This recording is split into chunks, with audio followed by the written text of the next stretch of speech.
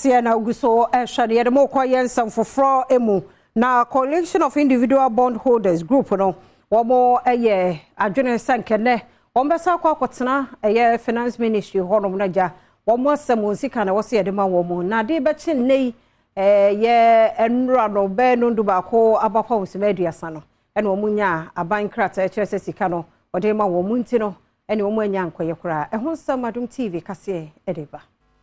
Asweye show mensi kasem so ade enkrata abeto montene so a na wo hye bondholders ne bo say enhyehyeye a entiase apam a kotonima abosome ne da na etosudu nsia wa afi mu aban ene ekuo na de wonsa ehyasie wo bedi so akire na individual bondholders ade enkrata abeto montene so say wonom picketing no wonom ebetwentwen so ekuo yi ade betu dwa say esan say wonom ani nye kwan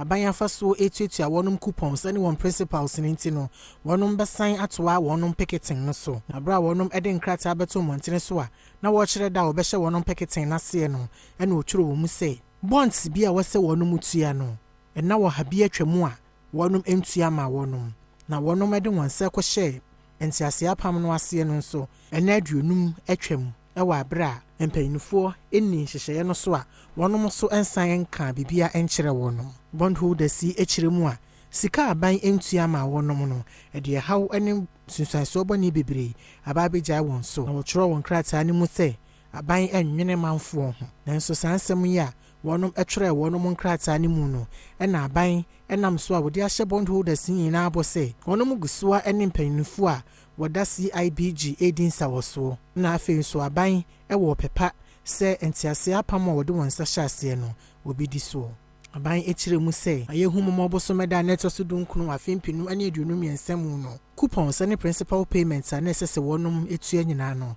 na wonum etua wie na wonum ahye se kita wonsa bosomeda etoso du afimpinu ane aduonum yensemu no coupons ka bi sese wotua no wontua ema wonum asoya show mensi kasem ho nsem so no efa sa akwanya no so eda bondholders nyina se bribia wokosoa etai wonum achi na aban ewogidie se wonne ka bi omufu nyina eye adwuma betumi asiesie microeconomic stability no na aboa amansesaye aboman mu na nansansem ne so nti no Franklin Kujo ahye individual bondholders ekuoma nyina se ginaya no wasie so be to a wonom picketing so no ontwentwen so